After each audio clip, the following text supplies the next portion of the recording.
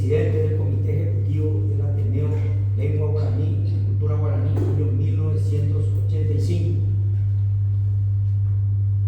Fundador y miembro de la agrupación La Casa del Escritor, escritóloga, año 2012, actual presidente.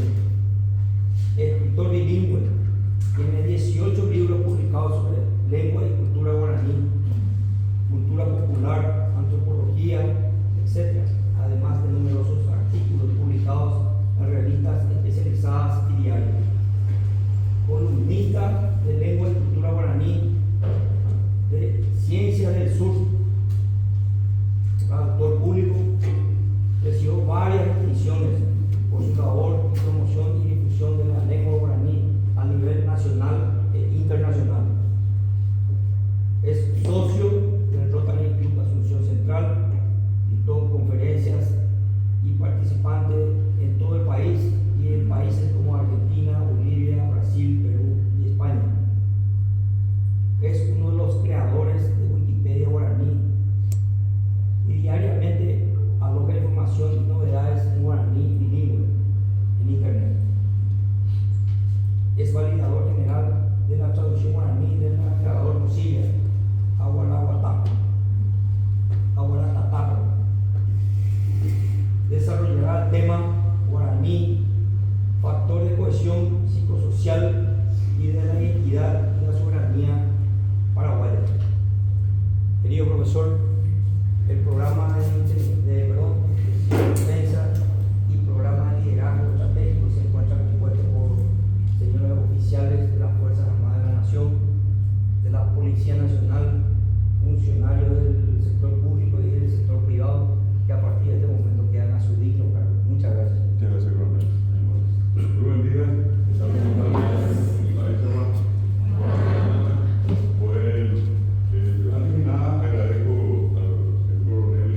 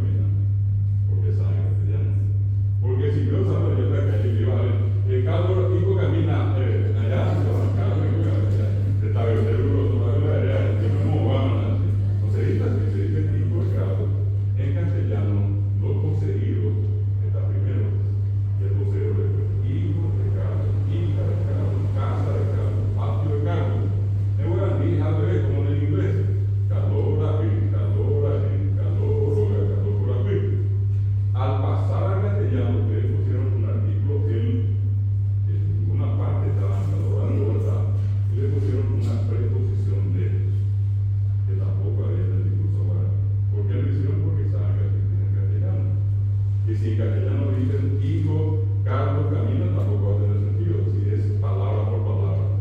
Y ustedes entendieron el mensaje y tradujeron exactamente. Ahora hago la prueba al revés. El castellano no es que traduzcan la guaraní. El hijo de Carlos come. Y después de una manera se más nunca que la grande se caló la peor. ¿Por qué dijeron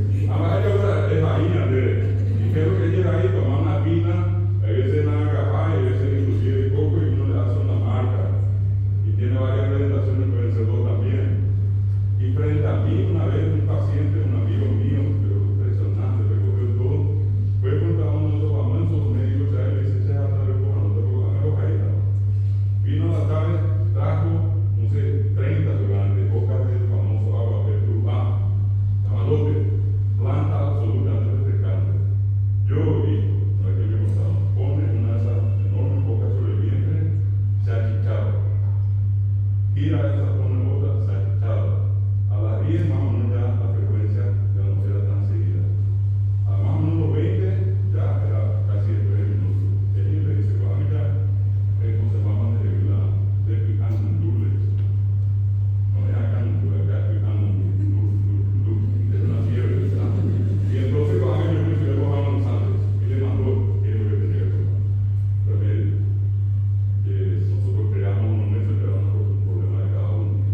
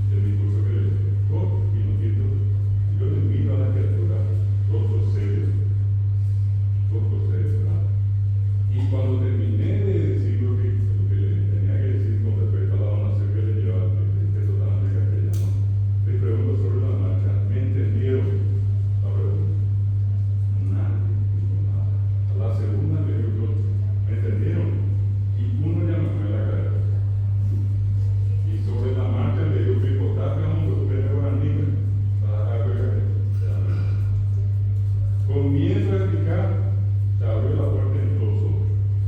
Y uno de los misterios que menos pensaba que me había dado más chiquitito de clase, me levanta la mano.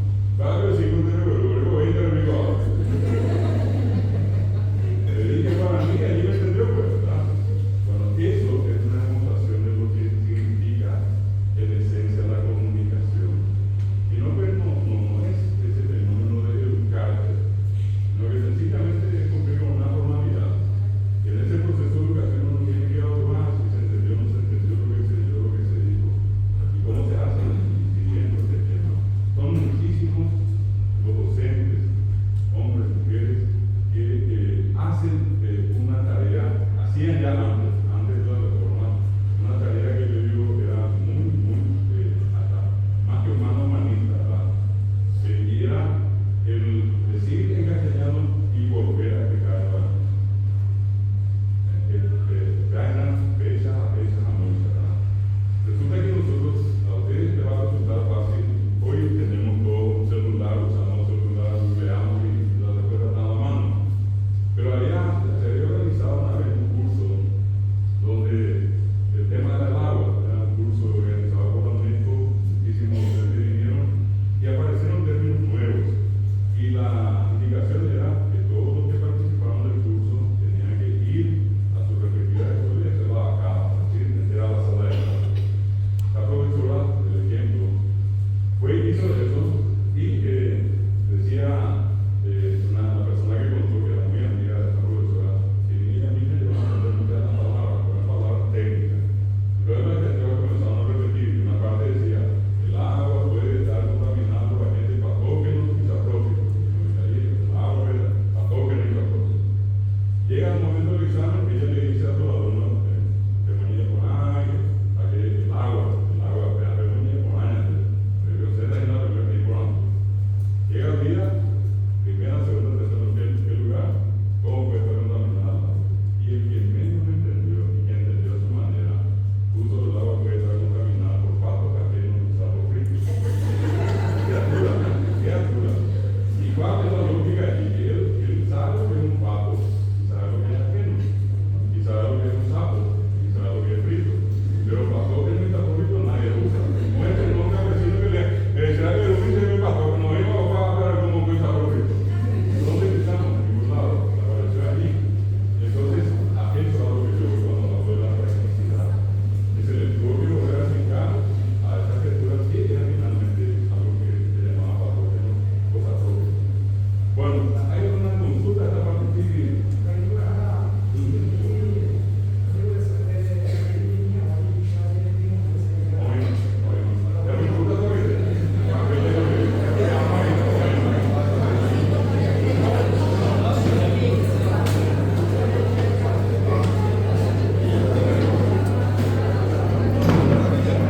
Sí, buen día. Este día tan lindo, ¿verdad? Hay que agradecer porque está muy bien. Hay que agradecer cuando hay sol y cuando hay frío, cuando hace calor. Lo importante es sentir ese día.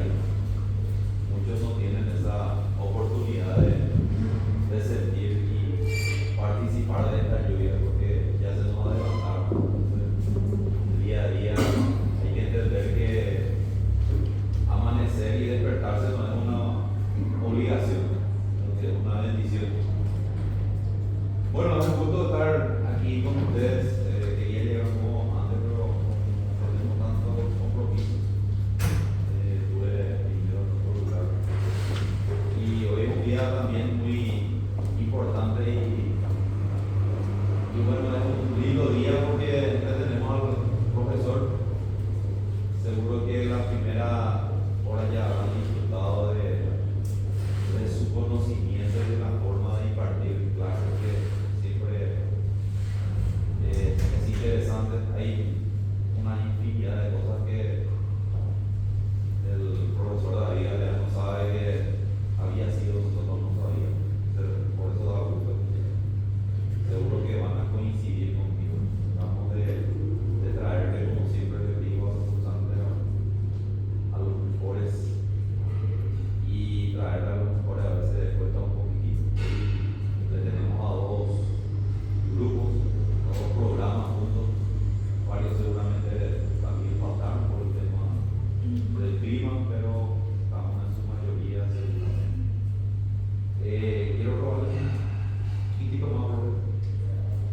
La idea de juntarles es llevarles un poco a hacer una viaje de realidad nacional y reconsiderando que los otros programas tuvieron una semana, nosotros vamos a ver si podemos hacerlo viernes, sábado y domingo para ir a conocer un poco algunos lugares. Tal vez muchos de ustedes ya fueron, recorrieron, pero trataremos de que esta ocasión sea un viaje especial, en el sentido de que vaya un docente a acompañar y conversar con ustedes, explicarles, contarles la historia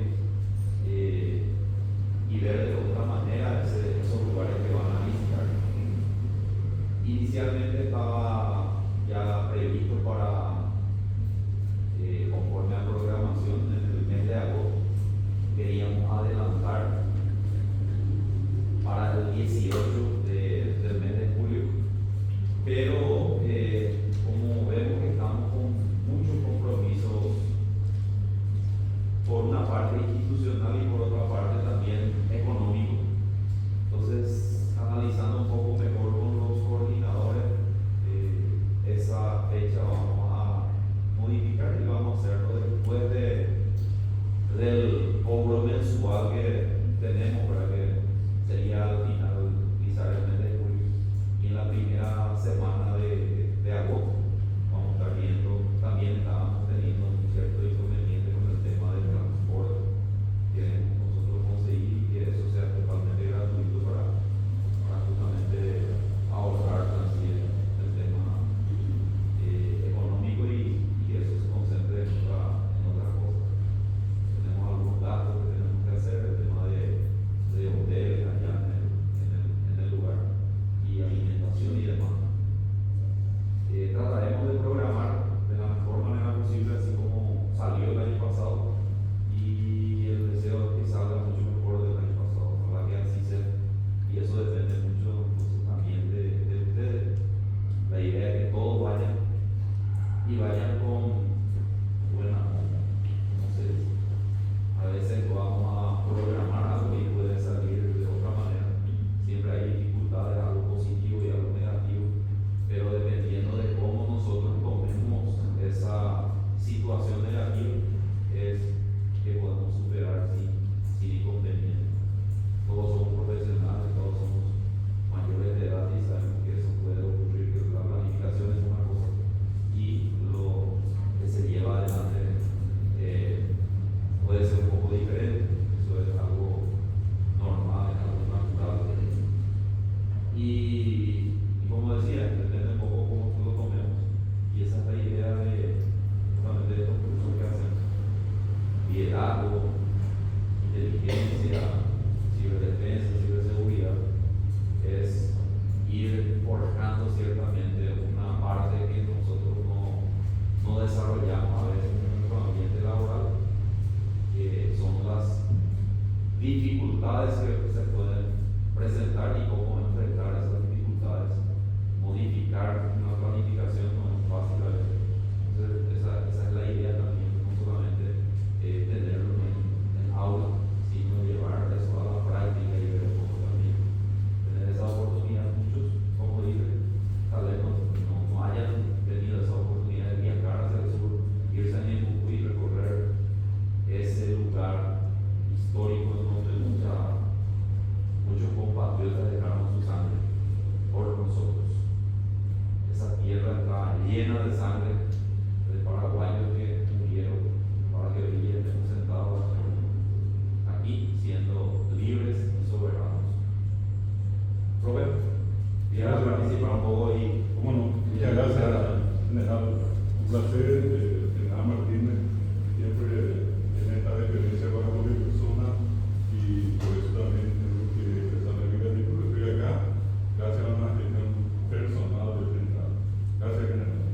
Bueno, esta siguiente parte va a estar dividida en tres momentos. Insisto que yo dejé pasar a través del coronel los materiales para que tengan toda esta información que estoy desarrollando. ¿Sí? En esta parte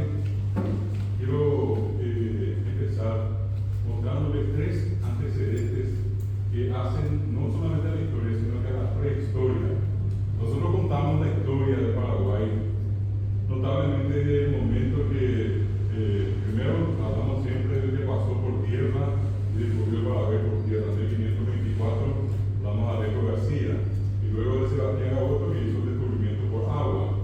1527 y 10 años después la fundación del fuerte de la Asunción. Eso también siempre está en una especie de análisis por una parte de Juan de Salazar, 1527, y o Juan de Ayala, ¿verdad? La famosa canción de Emiliano Fernández que dice Juan de Ayala está prohibido, ¿verdad? Y ahí es donde hay siempre una especie de crisis en el análisis histórico.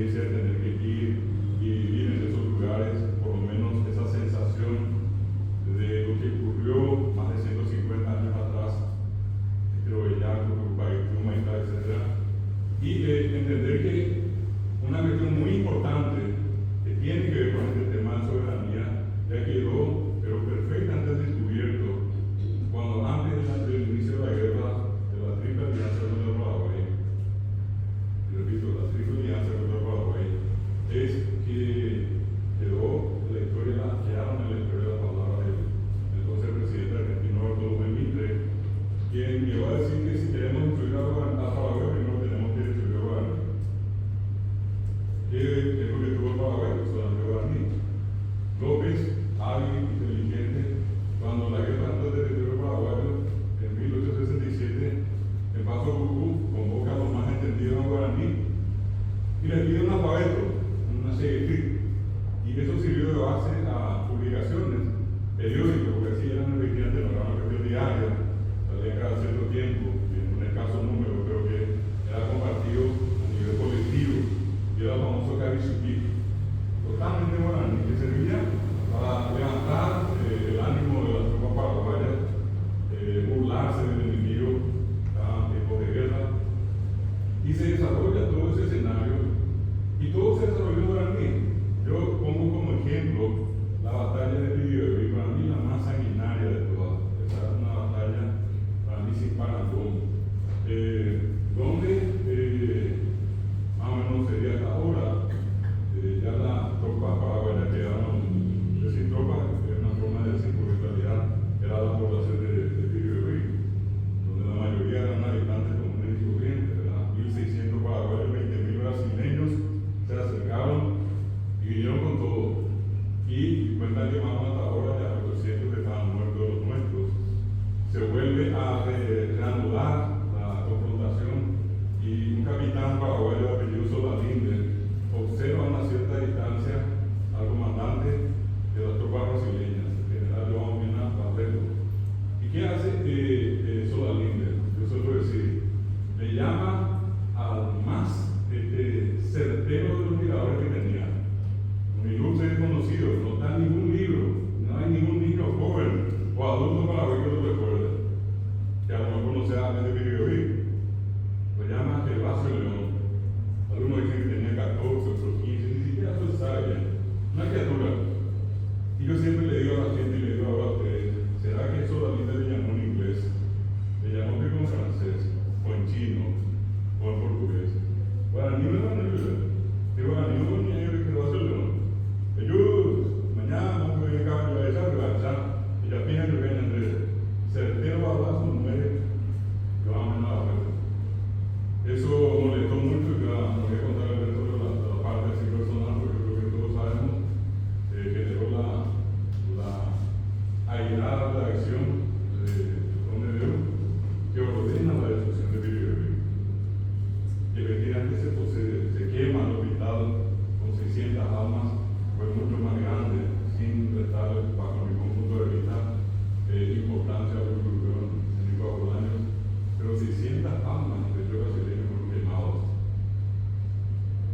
A la media tarde, más o menos, que tanto Francisco Papa recordaba a la mujer paraguaya, salen algunos dicen 100, otros dicen menos la cantidad, pero probable sea esa, mujeres que a pecho gentil se enfrentan a los brasileños, mujeres que hablaban alemán, hablaban chino, hablaban japonés, en guaraní murieron. Y eso que sabemos todos que esas muertes no fueron sencillamente a balazos, sino que fueron la mayoría de todos decapitados, ¿verdad? Y las que quedaron con vida fueron abusadas sistemáticamente por varias veces por lo que hoy en día son nuestros hermanos brasileños. Y esa parte que vino después fue mucho más terrible, que a mucha gente le cuesta digerir, pero había que estar en los zapatos de esas mujeres. Y yo particularmente tengo un respeto, pero que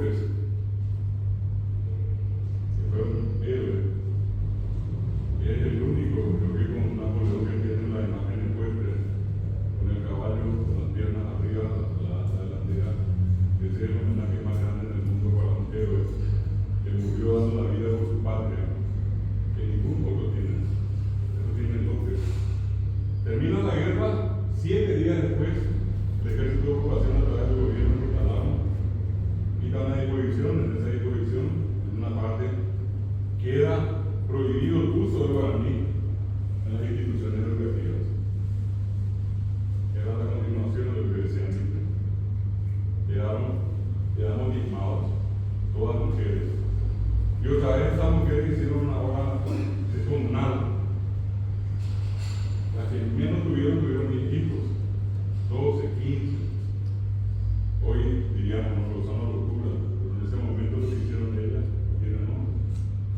Cuando empieza la guerra del Chaco 60 años después, quedamos otra vez 4 veces más de lo que habíamos tirado. Y esas madres, las pobres, ¿verdad? La vez la pregunta de siempre, hablaban en sueco, hablaban en húngaro, hablaban en ruso, hablaban guaraní. Sus hijos continuaron hablando guaraní.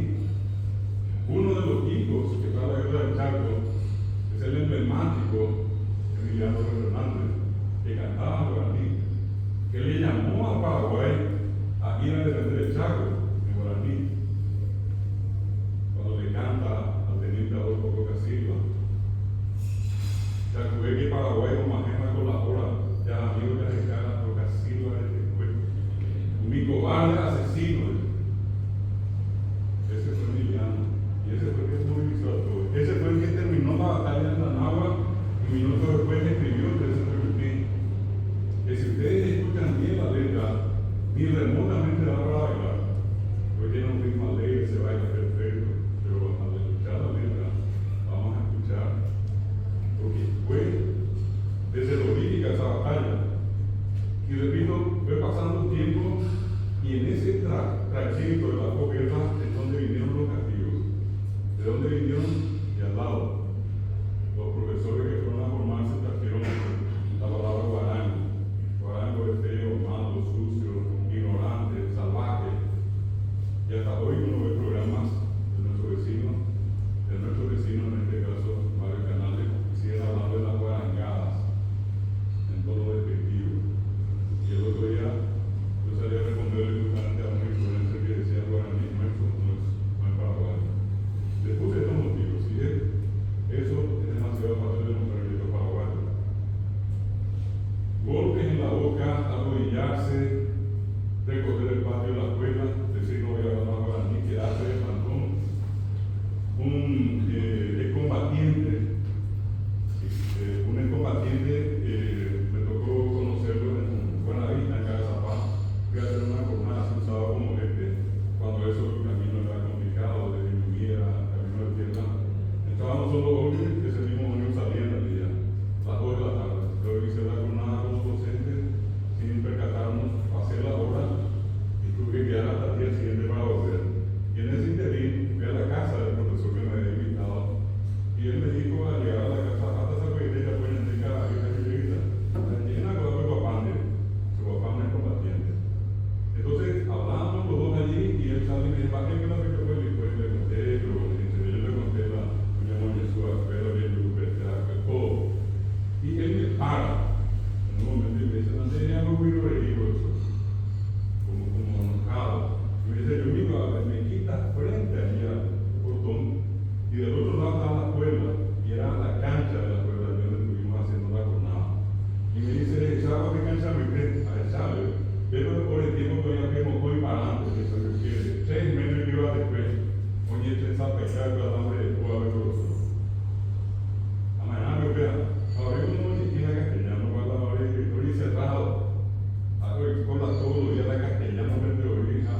O para la clase al menor de 5 días aquí.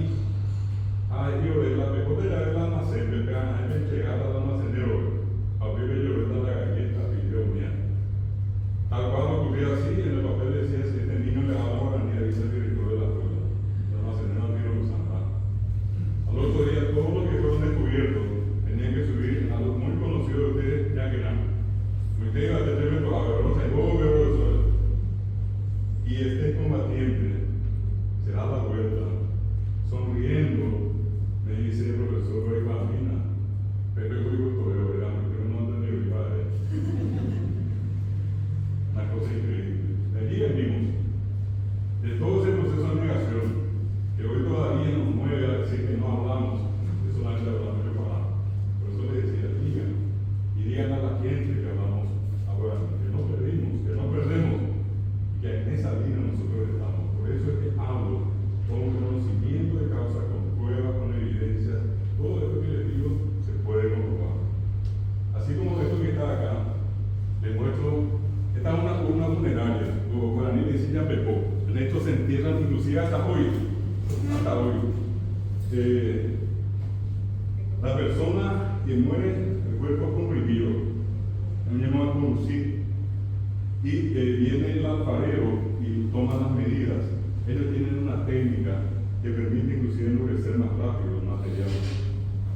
Traen después y ubican el cuerpo, pie abajo, cabeza arriba, posición fetal, le entierran bajo tierra, obviamente, y como esa semilla que tiramos en algún momento brota y crece, ellos creen que esa persona así enterrada puede volver a vivir. Este es el caso concreto de Caballero acá, la gente de Paraguay, para que tengan la idea, ¿verdad? Del abuelito o la abuelita que podemos tener siendo de allí, inclusive en el entorno. Esto que viene acá es producto de una investigación que hizo José Perazo, José Antonio Gómez Perazo, José Perazo, con dos investigadoras más, Luciana Palestrini, brasileña, y también la doctora Ana María Castillo, una paraguaya, que hasta hoy es profesora de la Universidad Nacional. Este es el lugar donde un grupo de personas le comentó a Perazo que ellos de casualidad cruzaron un arroyo, del arroyo cayó el puente y fueron forzados a tener que ir por el lateral. Y al cruzar por esa parte, sin darse cuenta, ellos entraron en un cementerio. Y también sin darse cuenta, las carretas iban pisando y por eso quedaron acá una de estas urnas que ven ustedes acá en las rotas, ¿verdad?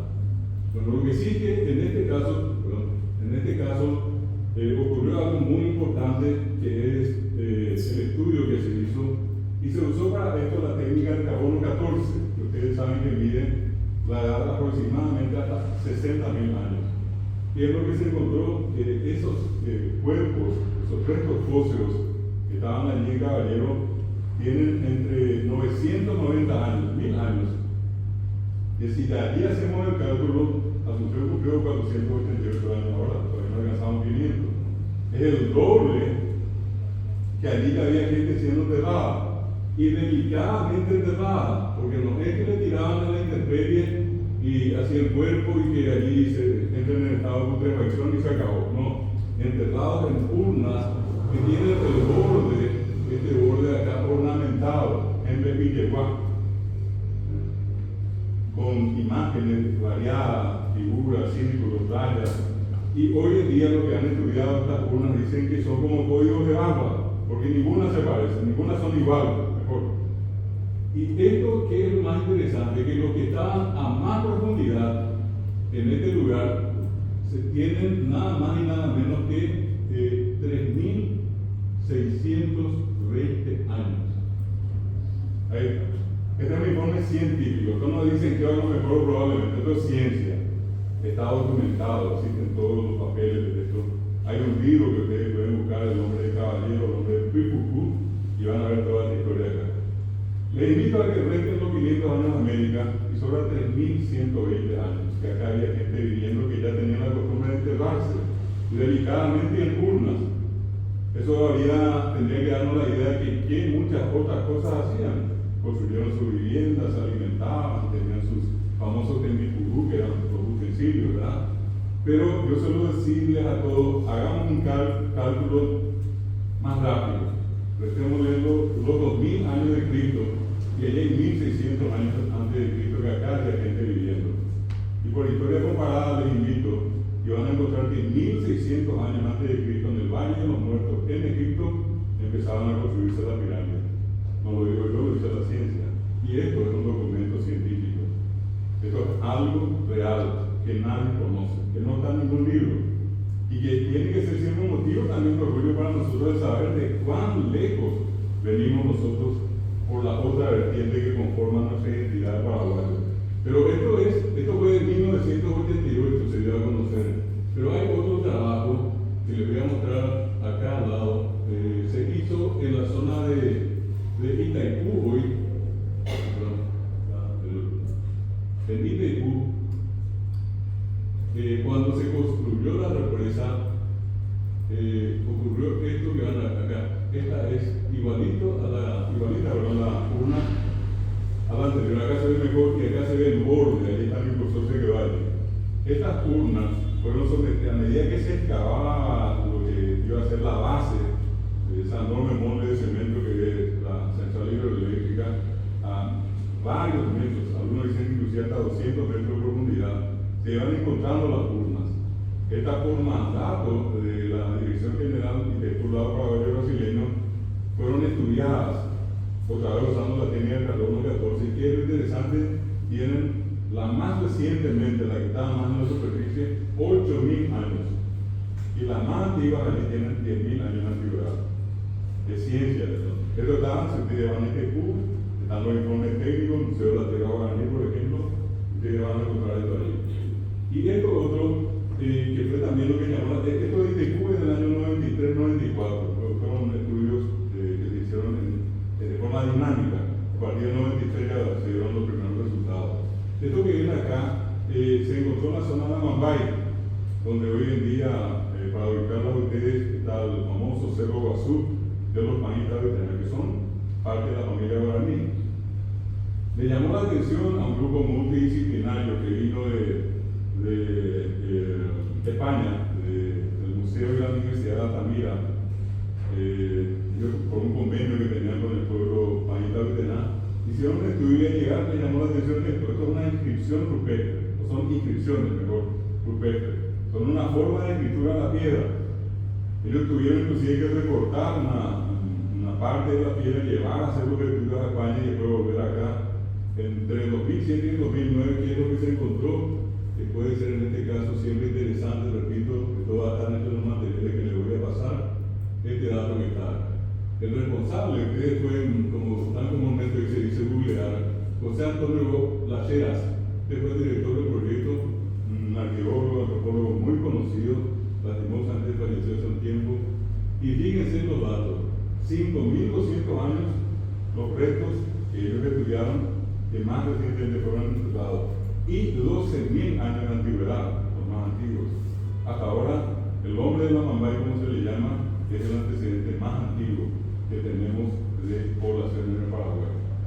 Nosotros contamos la historia de hace 488 años. Les invito siempre a reconsiderar y poner esto. Yo creo que muchas veces no podemos querer lo que no conocemos o lo que no conocemos bien. Pero probablemente más de uno de ustedes acaba de decir, ¿por qué no me contaron esto antes? ¿Por qué esto no me enseñaron antes? La percepción es diferente, no es igual. Entonces, esto va a ser algo importante que ustedes tienen que tener. Esto, inclusive, repito, googlean, ponen José Antonio Lacheras, ponen Amambay, ponen Paraguay, ponen el panista veterano, y le va a saltar un montón de información que es la que acá está resumida. Bueno, y en esta tercera parte, quiero mostrarles a ustedes lo que hoy tenemos, porque nosotros hablamos también del guaraní, no como una cuestión que nos vincula al pasado, que todo es del pasado y que no tenemos nada ahora y que no sabemos qué va a ocurrir después. Estamos trabajando fuertemente por instalar al guaraní, de hecho ya está instalado en ese nuevo espacio que constituye el mundo virtual. Todo lo que estamos acá, en mayor o menor medida, tenemos nuestro sitio en Facebook, entramos a TikTok, usamos Instagram, WhatsApp. Ese es el mundo en el cual todos vivimos. Es sorprendente ver cómo criaturas pequeñitas lloran y se les da el celular. Y lo primero que entran con ese dedito que tienen, una maravilla, YouTube, y ya buscan sus dibujitos. Es como si fuera que ya viene el teléfono instalado de que prueba cuando nace. Bueno, el tema es qué ofrecerles a ellos y ofrecerles algo o mucho de guaraní en ese espacio virtual. Se dice, un estudio que hizo la UNESCO hace mucho decía que en el mundo existen 6.000 idiomas, 6.000 lenguas, 6.000. Pero que en el momento que se dio ese informe, 3.323 estaban en peligro de muerte. ¿Por qué razón? Porque ya tenían menos de 100.000 hablantes. A la pregunta de cuánto tiene guaraní, acá somos casi 5 millones en la región, se calcula que hoy somos 11 millones de guaraní parlantes en la región guaraní, y podemos llamarlo, hoy también podemos llamarlo Mercosur. 11 millones, estamos muy lejos de los 100.000. Demográficamente guaraní para mucho tiempo. Y por el otro lado, ¿cuál es la otra razón que pone en peligro en la lengua? Es su ausencia en Internet. Entonces, hoy, ¿qué tenemos nosotros en Internet? Y acá les quiero mostrar a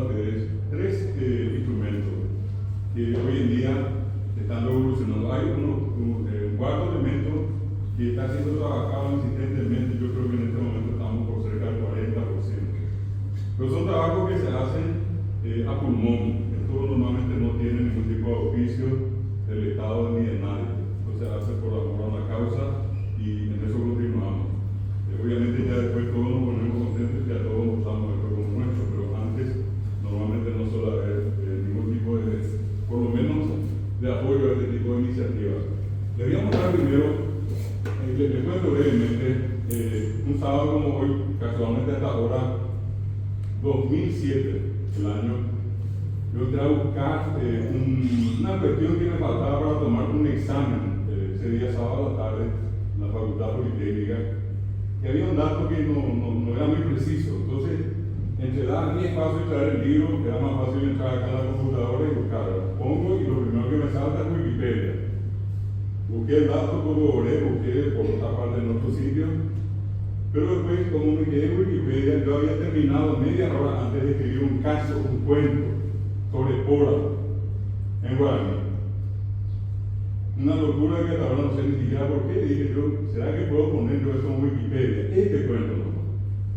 Como ya era usuario, yo abro una página de edición, copio y pego, le pongo el título y le doy enter, se fue.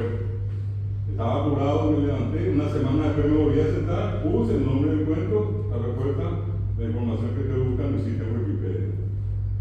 Otra vez de Tomatá, no hubo ningún tipo de otra cuestión de por medio, Tomatá en punto, abro nuevamente la página de edición, copio y pego, pongo título, envío, y allí en un minuto y algo recibo yo un correo electrónico. Y en un mal castellano, que ya después este amigo me contó que ya en ese momento usaba un traductor, porque tampoco hablaba castellano, me decía él, me decía él, usted está tratando de editar en una página de Wikipedia en español un texto que no es español. Parece que se trata de un idioma que se habla en América y se llama guaraní. Si usted quiere, yo puedo ayudarle a editar, soy editor de Wikipedia, pero tiene que contarme de qué se trata. Y firmaba Hugo.arg. ARG yo leía Argentina. Hugo es un nombre tan común.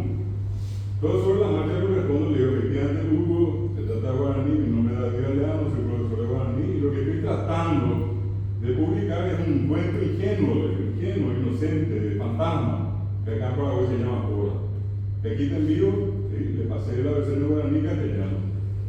Y yo tratando de ponerme bien con él, pensando que efectivamente era argentino, le digo, me pone muy, te agradezco y me pone muy contento que un compatriota latinoamericano, un argentino me ayude. Me envío, me responde, me dice, lamento mucho informarle, yo no soy ni latinoamericano, mucho menos argentino, mi nombre es Saruna Simkus, tengo 17 años, soy de Lituania, cerca de Rusia. Y salgo y entro en 5 minutos, ponga el nombre del cuento e ingresa. 5 minutos, entro, o me apenas se porta. Y contentísimo yo, me di por satisfecho, yo lo que quería poner era un cuento. Pasaron, eso fue sábado, domingo, lunes, martes, me vuelve a escribir, y todas sus escrituras siempre eran a partir de las 10, 11 de la noche. Yo tengo una rara costumbre, yo solo dormía a las 2 de la mañana. Yo escribo entre las 11 de la noche y las 2 de la mañana, todos los días. Y a esa hora recibo yo, si tienen todos los cuentos, envíenme. Hacía unos cuentos en mi parte. Apartaba, le envío otra vez uno después y uno de Luisón. Salí entre, y por ahí el otro de Luisón al lado con imágenes y todo. ¿Verdad? 2 días después me vuelve a escribir, si tienen 3 envíenme. Ya habían 6. Y después me dice él, me gusta el guaraní, yo quiero aprender guaraní. De ahora en más le pido que me escriba en forma bilingüe. Me va a escribir en castellano y al lado cómo se dice en guaraní. Y me complicó el trabajo para allá. Me ponía Baechaba o la Saruna. Tengo aquí a la candela, envío, coco a tirar de papel. No van a creer que 3 días después él comienza a escribirme en guaraní. Escribe en guaraní, se olvidó el castellano. Y allí fue cuando me contó, yo tampoco hablo castellano, uso un traductor. ¿Y cómo estás haciendo ahora? Le digo, si vos no hablas guaraní. Y él me hizo una precisión, que esto que vemos, imágenes, letras, figuras, por detrás son como ecuaciones. Y él era especialista en el tema. Entonces, él lo que hacía era tomar así una frase y ya le enumeraba, no sé qué es lo que hacía. Y ahí él me dijo, si cometo una falta sintáctica, algún error, le pido por favor que me aclare, así yo corrijo. Y fue impresionante la manera en que comenzamos a comunicarnos. ¿Qué pasó? Unos días después me dice, me gustaría empezar Wikipedia para mí. Y adelante le digo, pero antes de continuar, aclarame, si eso tiene algún precio que yo tengo que pagar, por plata no tengo. Y me dice, no, en Wikipedia todo es donación. Perfecto, vamos a empezar. Yo pensando que iba a hacer unas cosas así de 10, 20, 30 palabras. Un día 5, pusimos el nombre de Wikipetá. Como la W no existe en guaraní, la I sí, la K, I, P, E, y la D no existe, sola guaraní. Entonces le pusimos la T, y para darle ese sabor de guaraní le pusimos una A nasal. La cuestión es que Wikipedia tiene que sonar a Wikipedia, eso no la en cualquier idioma. Acá se llama Wikipetá. Y entonces comenzamos a hacer, era una cosa, una locura. 37.000 palabras terminé traduciendo en un mes y medio. Después de eso ya no tenía más ni quién era, ¿verdad? Que comenzaba a valer la vuelta.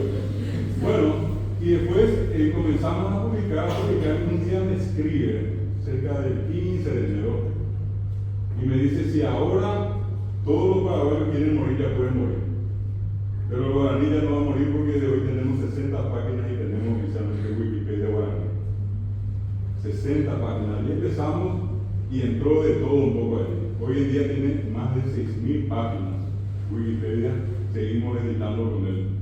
Y lo más interesante es que pasó cada un tiempo y él, unos 5 o 6 días de actualidad, me dijo entonces, Wikipedia internacional.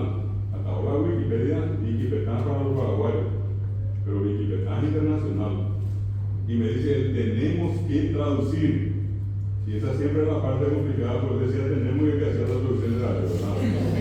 Entonces, siempre le digo, yo tengo poco tiempo, pero en el tiempo que yo pueda vamos a hacer. No hay problema, tampoco. ¿Vale? Entonces, como yo tampoco, fíjense 2007, 2008, ¿verdad? Todos estábamos recién en internet. Le digo, yo poco conozco de lo que es internet y lo que es Wikipedia. Y como no sé, por favor, indícame con qué tema podemos empezar. Y me dice él, ¿por qué no empezamos con la persona más buscada del mundo, 2008? 30 a 40 millones de personas por día lo buscan a este señor. Y cuando me pregunta bien, yo le digo, ¿quién es? Y me dice, John Lennon. Y John Lennon pasó a ser el primer tema internacional en esto que van a ver ustedes acá, que es Wikipetá, totalmente guaraní. Acá que entra, no sabe guaraní, no está usando cohete. Todo está acá, dice acá, y yo entonces acá ustedes pueden ponerle el primer tema, le vamos a poner le doy GK. Ella está, dice acá nos va a llevar, hay más un artículo seguramente, acá está yo leyendo. Este es el artículo, yo tuve para esto y para los demás, yo tengo que armar mi propio texto, primero en castellano. Yo no puedo usar los textos que están en internet porque todos están protegidos por derecho de autor. Yo tuve que armar mi texto en castellano y hacer la traducción. Acá tienen ustedes a John Lennon y tienen otros temas ya en guaraní, no, ahora pues vamos a Segunda Guerra Mundial, ahí ya les muestra Winston Churchill, también ya guaraní, ahí está Winston Churchill en guaraní. Está un poco de la historia de los Beatles, ¿verdad? Y esto les invito, si alguno de ustedes tiene algún trabajo, algún escrito en guaraní, pueden pasarme. Esto se aloja y tiene la ventaja siempre de que como es donación, va a aparecer el nombre de ustedes. Y si ustedes pasan la fotografía, va a aparecer también la fotografía de ustedes. Esto se construye con donaciones. Hoy tenemos una cantidad de, quieren buscarle acá a Francisco Papa, a Pablo Neruda, a Martin Luther King, Mahatma Gandhi. A todos ellos los van a encontrar. Y esta partecita, dos últimas que les voy a mostrar antes de eso, quiero mostrarles quién es la persona. Cuando ya teníamos a nuestro, ya le teníamos en este caso a Lennon, él me escribe una vez, porque yo le había preguntado si eso tenía un costo, y me había dicho que no. Y un día allí me escribe y me dice, ya sé cómo me puede pagar. Y yo, cuidado, es que no se olvida nada. Y Y le digo, ¿y cómo le digo? Y solamente si puede, me dice. Yo sé que en Paraguay se toma una bebida y se llama tereré. Yo quiero tomar tereré. Entonces tuve que ir a venir acá a Luque, comprar un lindo equipo, tereré y mate, 7 kilos de hierba, que nadie quiso llevar, yo sea paso, tuve que mandar por la diplomática. Y acá está una 5 en plena Lituania tomando tereré. Y me dice él, estoy en Lituania tomando tereré a 20 grados bajo cero. La temperatura de la mañana. Y después ya me di cuenta que se equivocó, me tomaba agua, estaba tomándome el mate. Y yo sé para nada, no importa, acá hace 20 grados bajo cero. Este es el muchacho que hasta hoy tiene poco más de 30 años, nos conocimos cuando tenía 17, conocido virtualmente, está loco por querer venir